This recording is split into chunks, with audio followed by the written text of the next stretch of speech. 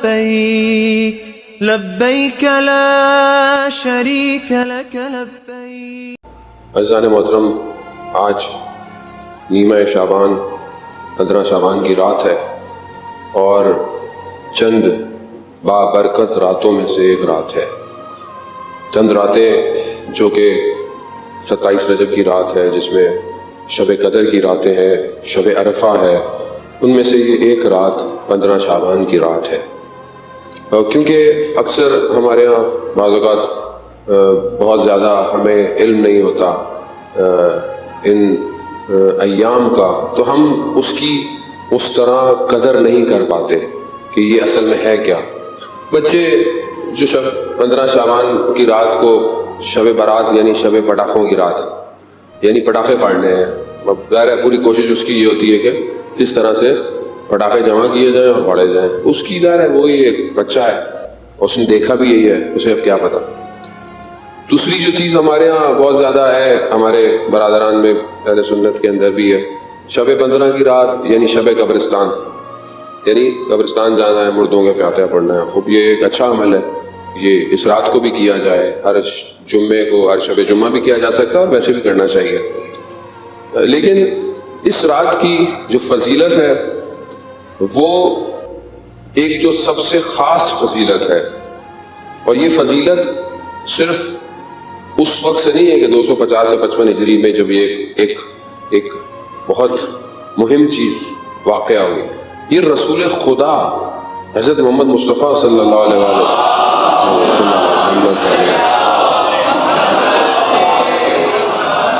رسول خدا 15 شعبان کا اہتمام کرتے تھے۔ جو دعائیں ہیں، جو چیزیں ہیں، اور یقیناً آپ آج کے اعمال سے غفلت نہیں برتیں گے، جو آج کے شب کے اعمال ہیں، وہ اصل وہ جو اہمیت ہے رسول خدا کی، اور پھر جو 15 شعبان کو وہ منجی بشر کا دنیا میں آنا، یہ اتفاقی نہیں ہے کہ آپ بولیں جی رسول خدا ایسی با اعتماد کرتے تھے اور امام زمانہ کو 15 شعبان میں پیدا ہو گیا۔ ایسا نہیں، یہ اتفاق کائنات میں نہیں ہوتا، اتفاق نہیں ہے، دنیا بڑی پلانڈ ہے، دنیا کا نظام بڑا سسٹمیٹک ہے۔ میں اور آپ غفلت کر سکتے ہیں، خدا نے ہر چیز کو بڑا نظم سے قائم کیا ہوا ہے۔ اب جب پروردگار نے ظاہر ہے اب 15 شعبان، یعنی اس میں اکثریت ہمارے مسلمانوں کو پتہ ہی نہیں ہے 15 شعبان جو ہے وہ ولادت ہے۔ تو اس کی وجہ کیا ہے؟ اس کی ایک وجہ یہ ہے کہ ان کے بعض فرقوں کے اندر امام زمانہ پیدا ابھی نہیں ہوئے ہیں، وہ ہوں گے، اور خیر کو فرق نہیں پڑتا، ہوں گے یا ہوئے ہوئے ہوں، ہیں تو ایک ہی، کم از کم ہیں ایک ہی۔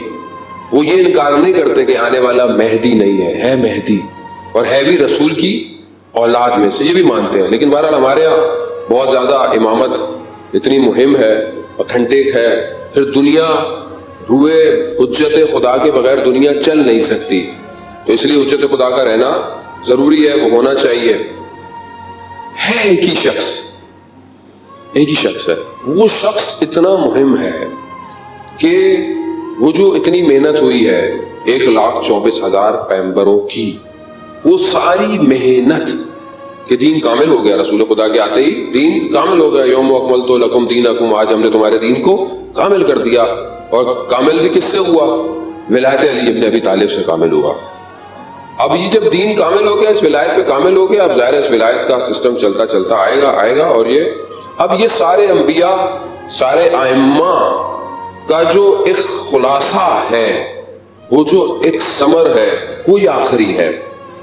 اور یہ جو خدا نے وعدہ کیا ہے کہ ہم ہر جگہ اسلام کو، عدالت کو قائم کریں گے، وہ یہ شخص آگے کرے گا۔ تو وہ یہ شخص کون ہے؟ کتنا مہم ہے، کتنا امپورٹنٹ ہے یہ شخص؟ اگر میں صرف اس لیے امام کو مانتا ہوں کیونکہ میں شیعہ ہوں، میں شیعہ گھر میں پیدا ہو گیا۔ اچھا، بہت مزے کی بات یہ بھی ہے، یہ جو امام زمانہ کا ذکر بہت تیزی سے پھیلا ہے، اس کو ابھی چند سال ہی ہوئے ہیں۔ یہ بزرگ بیٹھے ہوئے یہ بہتر جانتے ہیں کہ پہلے کتنا ذکر ہوتا تھا اور اب کتنا ذکر ہو رہا ہے۔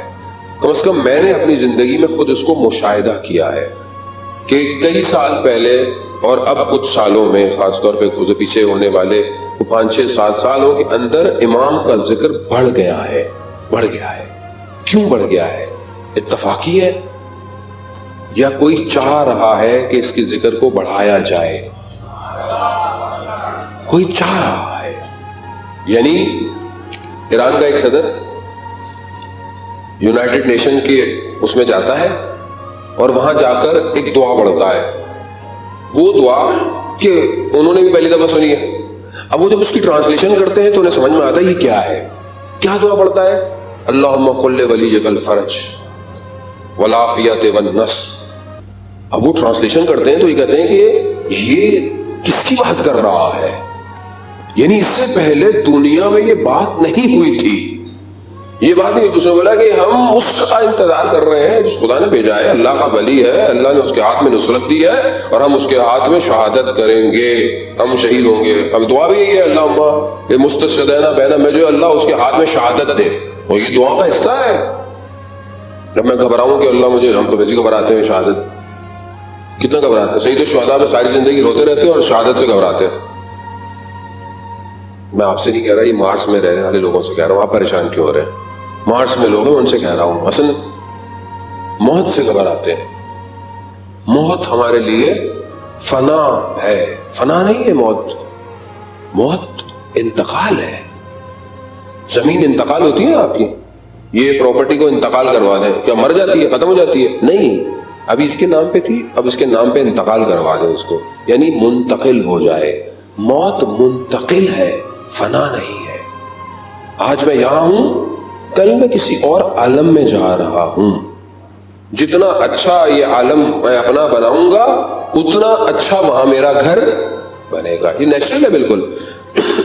یعنی آپ کی ریلیجیس سوسائٹی ہے, آپ نے نیو ریلیجیس سوسائٹی بنائی, 1 اب 2 3 انشاءاللہ اور بناتے رہیں گے. ٹھیک ہے, حیدرآباد مل جائے گا, ویسی ساری سوسائٹیاں بنتے بنتے.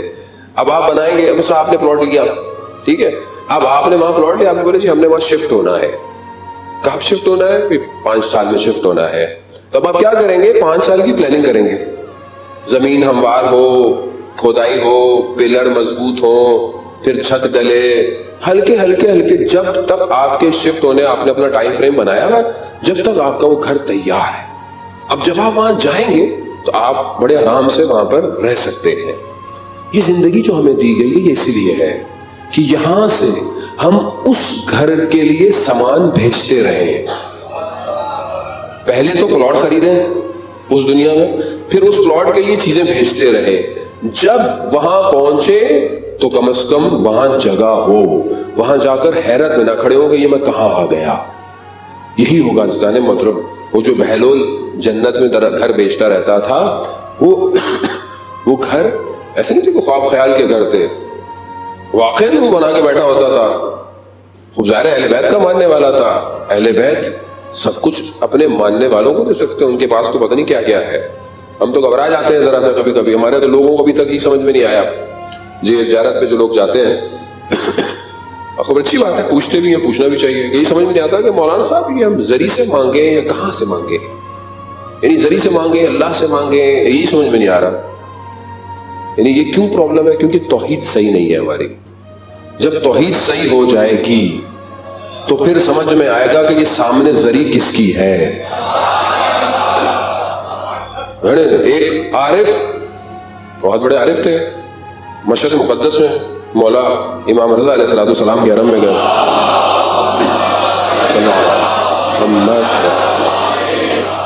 مولا کے حرم میں گئے اور آپ بھی ماشاءاللہ گئے ہوں گے. اللہ آپ سب کو آج کی شب کے صدقے میں زیارت نصیب فرمائے. وہ کہتے ہیں میں گیا, میں نے دیکھا اتنا بڑا, آپ نے دیکھا سب سے بڑا حرم جو ہے وہ 8ویں امام کا ہے. یعنی اگر واقعی کسی نے بادشاہ دیکھنی ہے امام کی تو وہاں جا کے دیکھے کیا حرم ہے, کیا خوبصورتی اور کیا کام اور کیا نظام ہے پورے حرم کا. ایک الگ خوشبو ہے جو میں تو مثلا جیسے پہلی دفعہ زیارت پہ گیا تھا اور آج تک جب ہر وقت نوکری بھی ملتی رہتی ہے, جب بھی جاتا ہوں وہ خوشبو آج تک ویسی ہے جو پہلی دفعہ آئی تھی. تو جب آپ وہاں جاتے تو عارف نے دیکھا کہ مولا ایک اس دروازے سے آ رہا ہے, ایک اس دروازے سے آ رہا ہے, اور اتنا بڑا حرم ہے کہ پورے شہر کا ٹریفک نیچے سے گزرتا ہے. یعنی تو ہر طرف سے کوئی آ رہا ہے, کوئی دور سے آ رہا ہے, کوئی دور سے دیکھتا ہے, کہیں سے بھی اس کو زری نظر آتی ہے. ہر آدمی سلام کر رہا ہے, مولا کو جھک رہا ہے. تو عارف نے امام سے مطلب کہ مولا کس طرح سب کا جواب دیتے ہیں، کیسے دیتے ہیں سب کو، ایک ٹائم پہ کتنے لوگ سلام کر رہے ہیں؟ تو اچانک سے حجاب ہٹا تو اس نے کیا دیکھا، ہر زائر کے برابر میں امام موجود ہے، ہر زائر کے برابر میں، ہر زائر کے برابر میں. اور یہ اذن دخول ہی یہی ہے کہ میں سلام کرتا ہوں، آپ میرے سلام کا جواب دیتے ہیں. یرون مقامی، آپ میرا مقام دیکھ رہے ہیں، ویردون سلامی، آپ میرے سلام کا جواب دے رہے ہیں. یعنی آپ دیکھ رہے ہیں میرا مقام کیا ہے، نہ صرف ظاہری باطنی بھی مقام دیکھ رہے ہیں. امام ہے. ہماری ابھی تک امامت حل نہیں ہوئی عزیزان محترم. خوب آپ مولا سے مانگے کہ مولا آپ دے، اللہ نے ان کا انتخاب کیا ہے. آپ وہاں جا کر خدا سے بھی مانگ سکتے، خدا اپنے اس حبیب کے صدقے میں، اپنے اس ولی کے صدقے میں دے مجھے. ظاہر ہے جب آپ نماز پڑھیں گے تو خدا ہی کی پڑھیں گے، چاہے کہیں بھی پڑھ رہے ہو، لیکن آپ راز و نیاز اپنے مولا سے کر سکتے ہیں. لیکن اہل بیت کو سمجھنا بہت ضروری ہے. جب تک یہ معرفت نہیں ہوگی کہ کائنات کے اس وجود میں ان کا وجود کیا ہے، کیا وجود ہے ان کا، کیا ہے ان کا وجود، کہاں ہے ان کا وجود، اور کتنی دسترس ہے اس وجود کی، تب یہ ہستیاں سمجھ میں آئیں گی. تب آپ کو سمجھ میں آئے گا کہ میں کیا کر رہا ہوں، میں کیا کر رہا ہوں ان کے سامنے. یعنی بہت مشکل تھا لوگوں کے لیے، لیکن جو ان کو سمجھ گئے وہ تڑپتے تھے، تڑپ رہے. حبیب ابن مظاہر کو جب نامہ لیٹر ملا ہے نا امام کا کہ ہم پہنچ گئے ہیں اور یہ کوفہ میں، اس نے جب وہ لیٹر دیکھا ہے نا تو یہ آتش عشق کی لگ گئی، اسے بیٹھا نہیں گیا. یعنی آپ تصور نہیں کر سکتے عزیزان محترم، میں بیان نہیں کر سکتا الفاظ میں ان کیفیتوں کو، کیونکہ بہت ساری چیزیں لفظ بیان نہیں کر سکتے، وجود محسوس کر سکتا ہے ان کو. یعنی ہم یہ جو اتنا بولتے رہتے ہیں کہ ہم اپنے آپ کو پاک کریں، صاف کریں، اس کی وجہ کیا ہے؟ جتنے صاف ہم ہوں گے اندر سے اتنا ہم ان وجود کے قریب ہو سکیں گے. اس کی شرط اسی لیے قرآن کہہ رہا ہے. قرآن نے کیا کہا ہے؟ قرآن کہہ رہا ہے کہ ہم نے رجس کو، نجاست کو ان سے دور کیا ہوا ہے. اب اگر خدا نہ خواستہ میرے اندر کوئی نجاست ہے تو میں کیسے ان کے قریب جا سکتا ہوں؟ کوئی نجاست ہے اگر میرے اندر، مطلب کون سی نہ، میں غیبت کرتا ہوں، میں تہمت لگاتا ہوں، میں جھوٹ بولتا ہوں، میں کم تولتا ہوں، میں کوئی بھی غلط کام جو میں کر سکتا ہوں اگر وہ کر رہا ہوں تو اس کا مطلب ہے نجاست ہے میرے اندر. اب یہ جو نجاست ہے یہ مجھے ان کے قریب وہ نہیں ہے، وہ تو آپ کو بلانا چاہتے ہیں. اور یہ آپ دیکھیں کتنا بڑا کرم ہے ان کا. میں آپ کی بات نہیں، میں تو اپنی بات کروں گا کہ میں کتنا اندر سے خراب ہوں، مگر پھر بھی وہ مجھے کیسا بلاتے ہیں اپنے پاس. اس کی مثال میں آپ کو دوں کہ وہ کتنے کریم ہیں. شیخ بہائی کہ جنہوں نے امام رضا کا حرم ڈیزائن کیا تھا، کیونکہ وہ بہت بڑے عالم تھے، فقیہ تھے، اسٹرومنسٹ تھے، کنسٹرکٹر تھے. یعنی اس زمانے میں حکیم یہی ہوتا تھا کہ سارے علوم پر اس کو تھا. شیخ بہائی نے جو حرم بن رہا تھا امام کا، کہا بنانے والے کو کہ میں جا رہا ہوں، یہ جب دروازہ بنانا حرم کا تو اس میں یہ تعویذ لگا دینا. چلے گئے، واپس آئے، دیکھا دروازہ بن گیا. اس سے پوچھا کہ تم نے یہ لگایا تعویذ؟ اس نے کہا نہیں لگایا. کہا کیوں نہیں لگایا؟ میں نے تمہیں کہا تھا تعویذ لگانا. کہتا ہے کہ جب دروازہ بن رہا تھا اور یہ تعویذ لگانے کا وقت آیا تو میں نے خواب میں دیکھا امام میرے پاس آئے ہیں اور امام نے کہا یہ تعویذ مت لگانا. ایک دفعہ، دو دفعہ، جب چند دفعہ ہوا تو میں نے بغیر تعویذ کے دروازہ بنا دیا. شیخ بھائی رونے بیٹھ گئے، گریہ کرنے لگے. کہا کیوں گریہ کر رہے ہیں؟ کہا میں نے جو تعویذ بنایا تھا وہ یہ تھا کہ صرف حلال زادہ حرم کے اندر داخل ہو، مگر امام نہیں چاہتے. امام چاہتے تھے کہ سب آ جائے، سب آ جائے. یعنی یہ ہے وہ. اور ہم کیا ہے؟ ہم تو کچھ تو حق ادا کریں، کوئی تو حق ادا کریں اس اہل بیت کی عطرت کا، ان کی پاکیزگی کا، کہ اللہ نے ان کو پاک، نجاست سے دور، تبھی تو معصوم ہے. اور میں خود دور ہو رہا ہوں. میں جو عمل کرتا ہوں خدا نہ خواستہ غلط ہے، میں دور. منتظر یعنی میں اپنے اعمال کو ویسا کروں جیسے امام چاہتے ہیں. اور امام تک میرے اعمال پہنچ رہے ہیں. امام میرے اعمال دیکھتے ہیں, ایسا نہیں کہ ان کو نہیں پتا.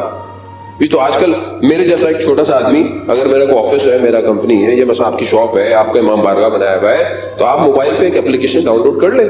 آپ کے سارے جو کیمرے ہیں امام بارگاہ کے آپ کو موبائل پہ نظر آئیں گے. آپ دنیا میں کہیں بھی بیٹھے ہوں, دنیا میں کہیں پہ بھی ہوں, آپ کو اپنے آفس کے, اپنی فیکٹری کے, اپنی امام بارگاہ کے سارے کیمرے کہ کیا ہو رہا ہے, کام کیسے ہو رہا ہے, کیسے ہو رہا ہے. یہ میں اور آپ نے بنایا ہوا نظام. اور جو اللہ کا ولی ہے اسے نہیں نظر آ رہا ہوگا کہ کیا کون کیا کر رہا ہے, سب پتا. نہ صرف یہ بلکہ دلوں کے حال سے بھی واقف ہے کہ دل میں کیا ہو رہا ہے, یعنی پاک ہو. آیت اللہ مجتہد تہرانی جو ہے وہ مرتضیٰ زاہد سے واقعہ بیان کرتے ہیں, جو تہران کے بہت بڑے عارف تھے. کہتے ہیں ایک دن وہ رات کو گھر پہنچے تو بہت دیر ہو چکی تھی, تو دروازہ کھٹکھٹانا پڑتا تھا. تو انہوں نے دیکھا کہ میری زوجہ سو رہی ہوں گی, رات دیر ہو گئی ہے, میں دروازہ کھٹکھٹاؤں گا وہ نیند سے اٹھ جائیں گی, تو بہتر ہے میں بیٹھ جاتا ہوں. دروازے پر بیٹھ گئے تاکہ صبح کا انتظار کرے. احترام, تکلیف نہ دینا کسی کو. اسی وقت امام زمانہ ان کی بیوی کے خواب میں آئے. اللہ, یعنی ان کا کیا مرتبہ ہوگا شیخ زاہد کا کہ امام زمانہ یہ برداشت نہیں کر رہے تھے کہ یہ گلی کے کونے پر بیٹھے. اور کیا مقام ہوگا ان کی زوجہ کا کہ جن کے خواب میں امام زمانہ آ کر یہ کہہ رہے ہیں کہ جائیے دروازہ کھولیے, شیخ باہر بیٹھے ہوئے ہیں. اللہ, یہ مقام ایسے نہیں مل جاتے اتنے آرام سے کہ مطلب سب کچھ کرتے رہے باہر, اور مطلب مولا مولا, یہ تو مولا کا کرم ہے کہ انہوں نے اپنے پاس رکھا ہوا ہے. ورنہ جو میرے اعمال ہیں وہ تو پہلے باہر نکلے, بھائی کیا کر رہے ہیں, جیسے ہم ایک دوسرے کو باہر نکال دیتے. نہیں عزیزان محترم, یعنی یہ سمجھے, یہ بہت ضروری ہے کہ ہم ان شخصیتوں کو آج صبح صادق میں اس ہستی کی ولادت ہے دنیا میں. اور اس وقت یہ جو ملعون دشمن تھے سارے, یہ جانتے تھے, انہوں نے سنا ہوا تھا کہ جو 12واں آئے گا وہ ساری حکومت کو ختم کر دے گا. انہوں نے بہت سختی, پابندی ہمارے 11ویں امام کے اوپر لگائی ہوئی تھی, بہت سختی. اور بالکل اسی طرح جیسے پروردگار نے حضرت موسیٰ کو جو ہے وہ پیدا کیا اور دشمن کو پتہ نہیں چلنے دیا, اسی طرح پروردگار نے اس ہستی کو پیدا کیا, اس ہستی کو پیدا کیا. یعنی آپ سوچیں نا, جب حضرت موسیٰ کے بارے میں فرعون کو کہ ایک بچہ پیدا ہوگا جو تمہارے تخت پر, اس نے ماؤں کے پیٹوں میں بچوں کو مار دیا پورے شہر, لیکن اسے پتہ نہیں تھا اسی کے محل میں حضرت موسیٰ کی پیدائش کا واقعہ ہوگا, اسے ہی نہیں پتا تھا. اور وہی حضرت موسیٰ, اس سے کیا سمجھ میں آتا ہے کہ پوری دنیا طاقت لگا لے اور اس کے کسی کام کو روکنا چاہے نہیں روک سکتی. یہ کمال ہے. حضرت یوسف کے بھائیوں نے کنویں میں پھینک دیا کہ باپ سے دور ہو جائے, لیکن باپ کی محبت اور بڑھ گئی حضرت یوسف کے لیے. بازار میں غلام بنا کر حضرت یوسف کو بیچ دیا گیا, مگر اسی خدا نے حضرت یوسف کو وہیں کا مصر کا خزانچی اور بادشاہ اور وزیر بنا دیا. یعنی یہ وہ خدا ہے. خدا جب کام کرتا ہے تو اس کی پلاننگ اتنی اسٹرانگ ہے, میں اور آپ کچھ بھی کرتے رہ نہیں ہوتا. اور یہی ہے رسول خدا ارشاد فرماتے ہیں کہ اگر خدا کسی کو کچھ عطا کرنا چاہے اور پوری دنیا اس کے مقابلے میں آ جائے تو بھی اس کو روک نہیں سکتی جو اسے خدا نے عطا کرنا ہے. اور اگر پوری دنیا کے وسائل جمع ہو جائے اور کسی کو کچھ دینا چاہے اور خدا نہ چاہے تو دنیا کا کوئی بھی چیز اس تک پہنچ نہیں سکتی. تو سب اس کے ہاتھ میں ہے, سب اس کے اختیار میں. اتنی پابندیاں, اتنی سختیاں, مگر وہیں پر جو ہے وہ امام زمانہ کی ولادت ہو رہی ہے. ایک شخص نے آج میسج بھیجا ہمارے دوست کا, ظہور امام زمانہ مبارک ہو. میں نے کہا آپ کیا ظہور ہو گیا امام کا؟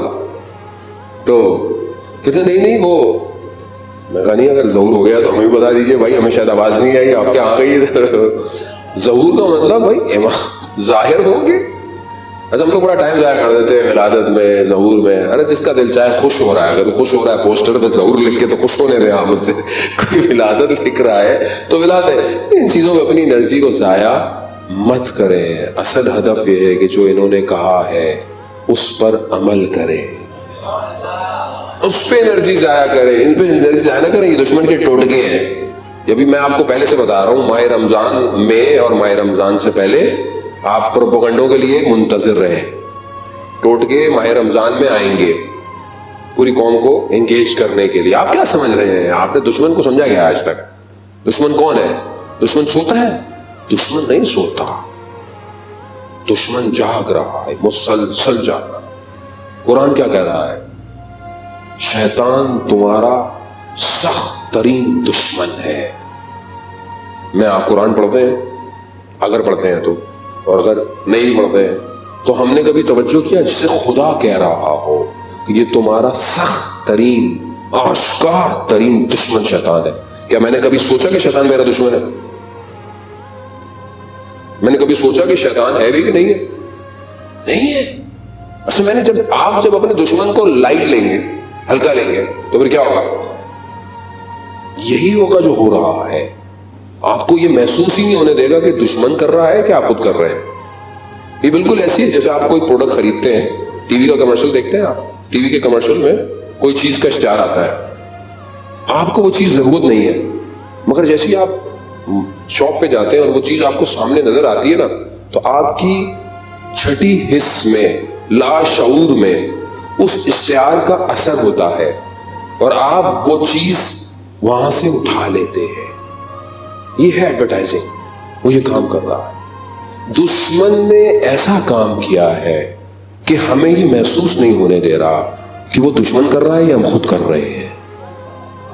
ہم خود کر رہے ہیں اور ہمیں یہ لگتا ہے کہ یہ کر رہا ہے، وہ کر رہا ہے یہ، اور ہم ایک دوسرے سے لڑتے رہتے ہیں. ایندھن بھی ہم ہیں اور جل بھی ہم رہے ہیں، مر بھی ہم رہے ہیں، مارا بھی ہمیں جا رہا ہے. شہید بھی ہم ہیں، اسیر بھی ہم ہیں. ہم ہی ہیں سب کچھ. اور وہ مزے کر رہا ہے، انجوائے کر رہا ہے. اور اگر کچھ کہہ دو، ارے وہ کیا کریں گے، وہ ان سے کیا تعلق ہے ہمارا؟ نہیں عزیزان محترم، بصیرت چاہیے. امام زمانہ کے ماننے والے بصیر ہوں. بصارت ضروری ہے جو حضرت عمار کے پاس تھی، جو میثم تمار کے پاس تھی. یہ بصیر لوگ تھے. یہ ایسے نہیں دیکھ رہے تھے، جو ہو رہا تھا یہ جانتے تھے فتنے کون سے کھڑے ہوں گے، مگر انہوں نے اپنے آپ کو ان فتنوں کے لیے تیار کیا ہوا تھا. آپ دیکھیں نا کتنے بڑے بڑے لوگ فتنوں کا شکار ہو گئے. بڑے بڑے جو کہتے تھے کہ علی کے چہرے کو دیکھنا عبادت ہے، وہ علی کے مقابلے میں آ گئے. وہاں بصیر نہیں تھے. آپ اپنے اندر بصیرت پیدا کریں. آپ کے برین کو میڈیا کیوں چلا رہا ہے؟ آپ کے برین کو میڈیا چلا رہا ہے. آپ کا ذہن، آپ کے ٹی وی چینل بناتے ہیں اور جو خاص طور پہ رات کو ٹاک شوز ہوتے ہیں 9 بجے کے بعد، یہ آپ کے ذہن کو بناتے ہیں. پھر آپ سارا دن وہی باتیں کرتے ہیں. یہ ان کا پلان ایجنڈا ہوتا ہے جو آپ کے اوپر اثر کر رہا ہے. اب یہ ایک حصہ ہے. یہ جو دوسرا حصہ جو کہ ہماری گھروں تک گھس گیا ہے، وہ یہ ٹی وی اور ڈرامے ہیں، یہ فلمیں جو بھی بہرحال، یہ وہ چیز دکھاتے ہیں کہ جو معاشرے میں ہوتی نہیں ہے، ہونا چاہتے ہیں. یہ وہ چیز کریٹ کرتے ہیں جو معاشرے میں ہو، اور ہلکے ہلکے آج معاشرہ وہاں پہنچ چکا ہے. مثال کے طور پر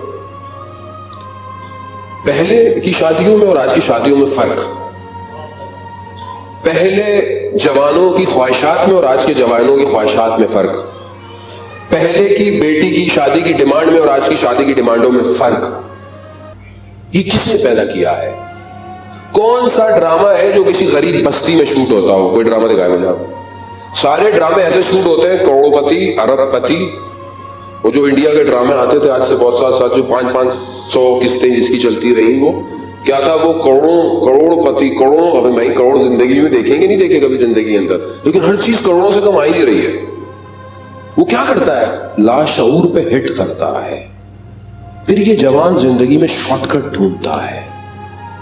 وہ یہ دیکھتا ہے کہ یہ زندگی میں نکما تھا ہیرو, کچھ بھی نہیں ہوا, ایک حادثہ ہوا, ایک واقعہ ہوا, کچھ ہوا, یہ بڑا امیر ہو گیا, یہ بڑا اسپورٹس مین بن گیا, یہ بڑا. آج کل تو وہ ہمارے دوست ادارے میڈیا میں کہتے ہیں صاحب آج کل ہر آدمی ہمارے پاس آتا ہے ایڈورٹائزنگ میں, ہر آدمی کو ہیرو بننا ہے, ہر آدمی چاہتا ہے کہ میں ٹی وی پہ آؤں. کہہ رہا ہے پڑھے لکھے لوگوں کا حال ہو گیا ہے, اچھے خاصا جاب کرتے ہیں, اچھا خاصا پروفیشن ہے, مگر ہیرو بننا ہے. کس نے؟ کیونکہ وہ چیز کو اتنا ہائی لائٹ کیا گیا ہے, اتنا اس کو پروموٹ کیا گیا ہے, ہر آدمی کہتا ہے کیا بات ہے, کیا اسٹائل ہے, کیا زندگی ہے.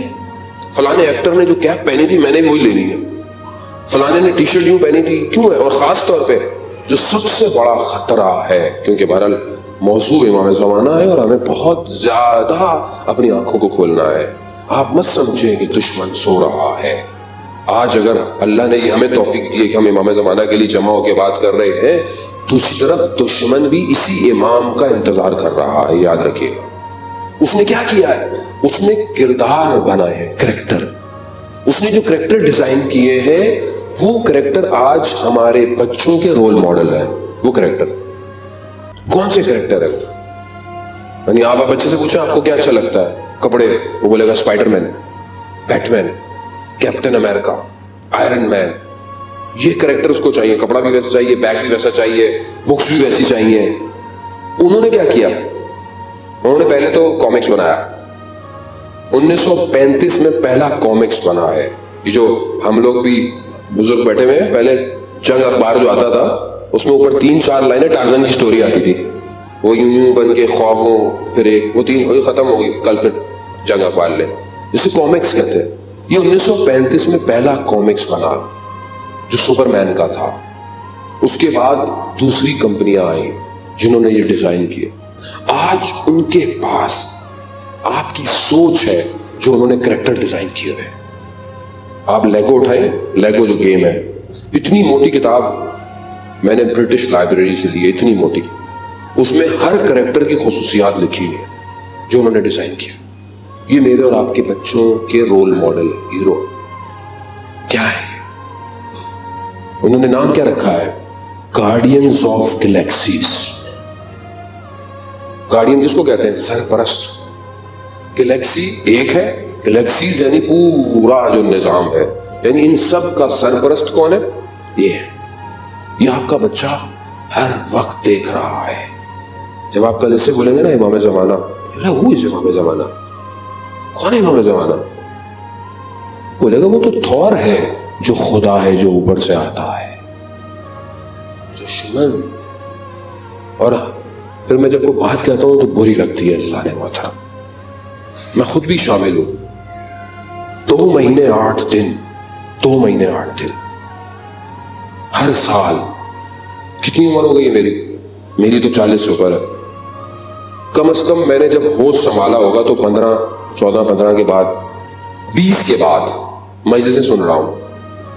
10 سال کم سے کم میں نے مجلس سنی, چلے باقی چھوڑ دیں.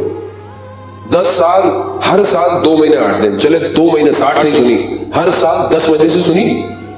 10 ملٹیپلائی بائی 10, 100 مجلس تو آپ سب نے سنی ہوں گی اپنی زندگی کے اندر. اور اس 100 سالوں میں آپ کا عقل رشد کر رہی ہے, آپ کو اچھے برے کی تمیز بہتر ہوتی جا رہی ہے. اس 10 سالوں میں کبھی کوئی جوان نے اٹھ کر یہ نہیں کہا میں علی اکبر بننا چاہتا ہوں, میں قاسم بننا چاہتا ہوں. تو ہم کیا کر رہے ہیں پھر؟ ہم آج تک کردار ڈیزائن نہیں کر پائے, ہم آج تک کریکٹر ڈیزائن نہیں کر پائے. یہ المیہ نہیں ہے. امام زمانہ کو کیسے کردار چاہیے, ہم نے اسکیچ تیار کیا اس کا. جانے محترم, یعنی ہم خامخواہ کی محبت نہیں چاہیے, پریکٹیکل چاہیے, عمل چاہیے. یعنی میں نکلوں, وہ جو شہید ہے جس نے اتنا انٹرنیٹ پہ شور مچایا, جس دن وہ شہید ہوا اسی رات کو میری 3 بجے, اسی شہادت والی رات کو 3 بجے میرے ایڈیٹر نے اس کی ویڈیو میں نے جوان پہ گفتگو کی تو ڈال دی. اس شہید کا اتنا اثر تھا کہ ہم رک نہیں پائے اس کے بارے میں بولتے ہوئے. اور کہاں کا ہے؟ ایک چھوٹے ٹاؤن کا ہے. اور کہاں اتنا شور دنیا میں. آپ ابھی اس کا نام یوٹیوب پہ ڈالیں, گوگل پہ ڈالیں, آپ لوگوں نے ابھی تک اپنے ڈی پیز پہ اسی کی تصویر لگائی ہوئی ہے. شور مچا دیا اس نے پوری دنیا کے اندر. اس دور میں مہم یہ تھا, اس دور میں جو کہ ماڈرنائزیشن کا دور نہیں ہے, پوسٹ ماڈرنائزیشن بھی نہیں ہے, یہ ٹرانس ماڈرنائزیشن کا دور ہے. ٹرانس ماڈرنائزیشن جہاں پر مین اور مشین کمبائن ہے, سائبورگ ہے یہ آج دنیا. اس دور میں اس نے کیا بولا؟ اللہ اکبر. سو بولا کہ میں سر دے دوں گا, جان دے دوں گا, مگر حرم پہ کوئی آنچ نہیں آنے دوں گا. بایت بیرا سرم بایت بیرے, میں جاؤں میرا سر چلا جائے مگر کوئی حرام نگاہ حرم پہ نہ جائے. اس کی دعا یہ تھی. یہ بہت ہی کہنا آسان ہے, 28 سال کا جوان ہے, نجف آباد اصفہان سے آگے ایک ٹاؤن ہے. وہ جب وہاں مسجد میں کام کرتا تھا, کسی بھی چیز میں کہیں پہ بھی, تو کہتا تھا مجھے سخت کام دو. جب نیاز, تو سب سے سخت کام تھا نیاز بانٹتے وقت دیکھ کو کاٹنا. بڑے بڑے ہوتے تھے دیکھنا اور پھر کام کرنا. وہ کہتے تھے بہت بڑی زحمت کی آپ نے. اس نے کہا کوئی زحمت نہیں ہے, یہ کوئی مشکل نہیں ہے. کہا اگر کوئی کام ہے امام حسین کے لیے تو یہ سر دینا ہے. 28 سال. کیا دعا تھی؟ دعا کرتا تھا کہ پروردگار مجھے 2 دفعہ شہادت عطا کر. اللہ, یعنی زندگی میں سنا ہی نہیں تھا کبھی. کہتے 2 دفعہ شہادت دے, ایک ظہور سے پہلے, ایک ظہور کے بعد. ایک دفعہ ہوگی اور ایسی شہادت. او محسن حجاجی, آپ نام تو لکھے اس نے. اوف, دنیا کو ہلا دیا اس نے, دنیا کو ہلا دیا. کیا تھا؟ جانتا تھا کہ وقت کے امام کو کس چیز کی ضرورت ہے. جہاں علم کی ضرورت ہے وہاں آپ علم حاصل کریں. جہاں کسی پروفیشن کی ضرورت ہے وہاں آپ پروفیشنل بنیں. جس امام کو سب چیزوں کی ضرورت ہے, ہر سیکٹر میں, ہر ڈپارٹمنٹ میں امام کو شخص چاہیے. خواتین بھی چاہیے, مرد بھی چاہیے, غیر سب چاہیے. یہ جو خواتین کا میں نے کل کچھ کا نام لیا آپ کی خدمت میں, کئی خواتین ہوں گی جو امام کے اس دور میں امام کے جو سرباز ہوں گے ان کی تیمارداری کے لیے کام کریں. ہر چیز چاہیے آپ اور میں. تو میں اپنی فیلڈ میں, لیکن جب تک مجھے پتا نہیں ہے کہ یہ شخص کون ہے, یہ کس کی ولادت ہے صبح, یہ شخص ہے کون دنیا میں, کہاں ہے یہ, تو جب تک میں کیسے اس شخص کے اپنے آپ کو اس شخص کے قریب کر سکتا ہوں, جب تک مجھے اندازہ نہ ہو کہ یہ کتنا مہم ہے اس وقت کائنات کے لیے. یعنی مجھے جو دعائیں ندبہ ہم پڑھتے ہیں, دعائیں ندبہ کہتے ہیں کہ پروردگار, یہ ہم کہتے ہیں کہ پروردگار میں زیارت ہو, کب ہم دیکھیں گے, کب مولا ہمیں دیکھیں گے.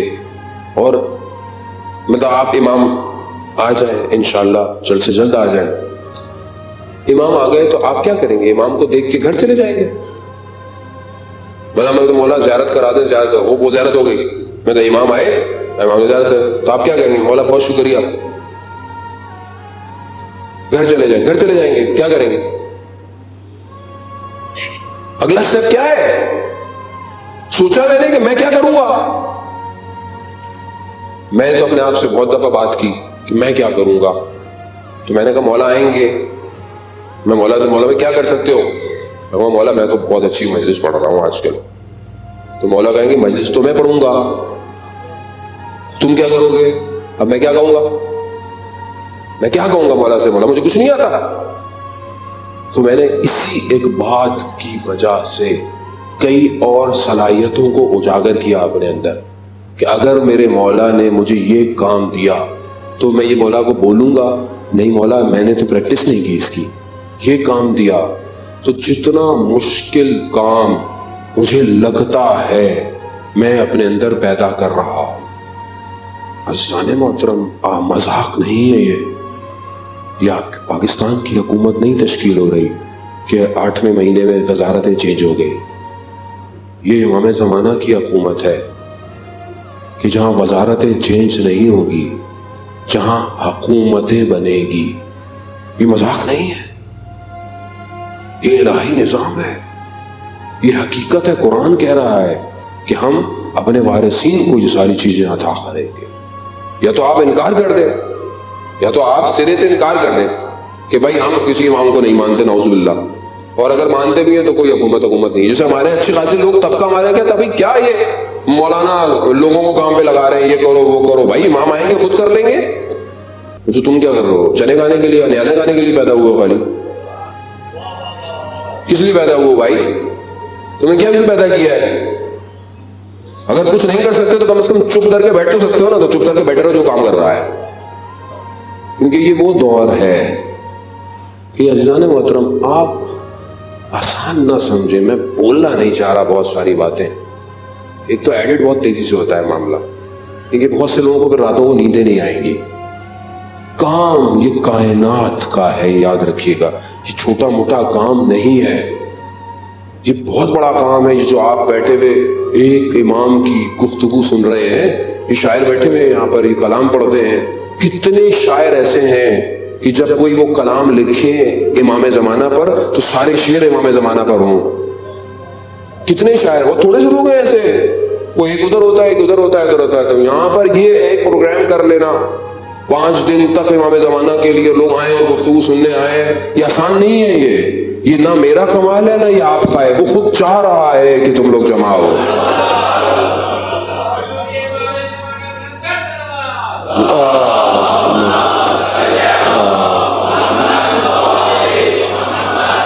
بغل صدر صاحب کے میں نے گھڑی کو دیکھا، ابھی سوئی کہیں جا چکی ہے، وہی کہتے ہیں سوئی کو روک دو کسی طریقے سے۔ ظالم ہوتا ہے، بہرحال یہ ہمارے بس میں نہیں ہے، بہرحال ہماری خوبی یہی ہونی چاہیے۔ مولا کائنات حضرت علی بن ابی طالب علیہ الصلوۃ والسلام صلی اللہ علیہ محمد محمد وجل، اپنے حساب سے میں پورے 45 منٹ پڑھ چکا ہوں۔ مولا فرماتے ہیں اوصیکم بتقوی اللہ، میں تمہیں تقوی کی وصیت کرتا ہوں۔